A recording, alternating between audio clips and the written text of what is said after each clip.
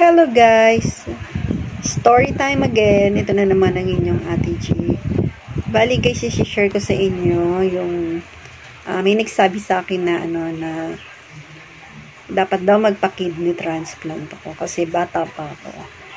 Bali yung doktor ko nagsabi sa akin noon guys, nung nagpapadialysis ako first. Parang wala pang ilang beses na nagpapadialysis ako noon. Kasi doon sa dialysis center may nagro-routine na doktor. Tapos sabi niya sa akin, sana daw magpa-transplant ako ng kidney kasi bata pa daw ako. Syempre sa isip-isip ko, gusto ko rin naman yun, 'di ba? Kasi bukod doon hindi na ako mahihirapan magpa-dialysis kasi ang mahirap lang naman sa pagda-dialysis yung complication. Minsan okay, minsan hindi. Tapos masakit sa braso, tinutusok. Syempre, diba, nakakaginhawa yun. Kaya lang guys, madaming pagdadaan.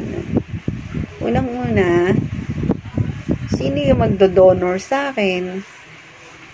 Syempre, kahit pamilya ko, kasi the best na maging donor yung kadugo mo or yun nga yung mga kapamilya mo. Syempre, ayoko naman na pilitin yung mga kamag-anak ko, no. Ayoko naman na dahil sa akin matanggalan sila ng isang kidney, 'di ba? Syempre, iniisip ko rin baka mamaya masira isang kidney nila, wala na silang kidney.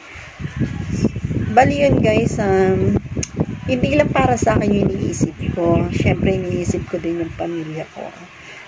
Syempre, lalo na yung mga kapatid ko, ayoko na hihingian ko sila ng kidney, di ba? Kahit siguro kusa nila ibigay sa akin yun, hindi ko yun tatanggapin. Siguro, titiisin ko na lang na, magpa-dialysis. Kasi marami naman akong kakilala na tumatagal din na sa dialysis. At saka, alam ko naman na nandiyan ang Panginoon, tutulungan niya ako. Pero, hindi ko matatanggap guys na, tawag doon, kuhaan ng kidney or ibigay sa akin yung kidney ng aking mga kapamilya. Kaya, yun yung nasa isip ko. Tapos, pangalawa, syempre, kailangan natin ng pambayad. Ang mahal kaya ng magpa-kidney transplant. Kahit sabihin natin ilakad natin yan sa PhilHealth or bibigyan tayo ng tulong ng PhilHealth mas kalahati.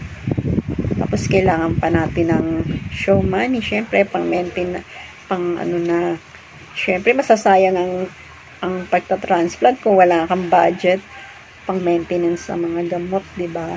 Kailangan kasi doon meron kang sa bangko para dun sa sarili mo, tsaka meron din yung yata, pagkakaalam ko lang guys na yung nagbigay, syempre kailangan niya rin ng mga medication.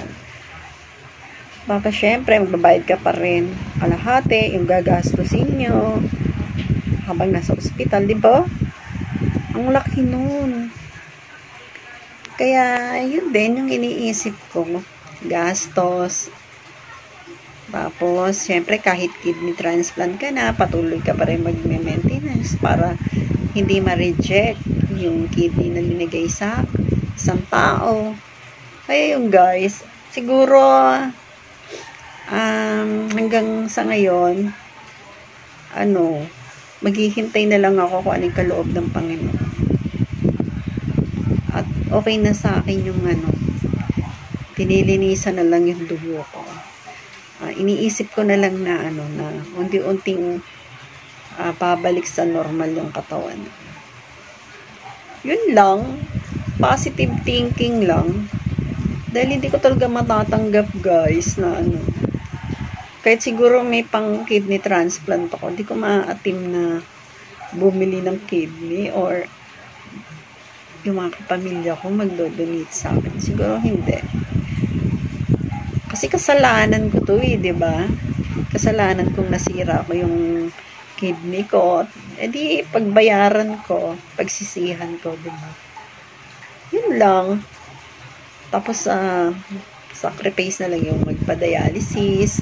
Basta regular lang magpa-dialysis at walang komplikasyon. Yan. Parang normal din naman ang buhay. So yun guys, sinishare ko lang kasi wala akong makausap dito. Wala akong katsikahan. Kaya yun, kayo na lang.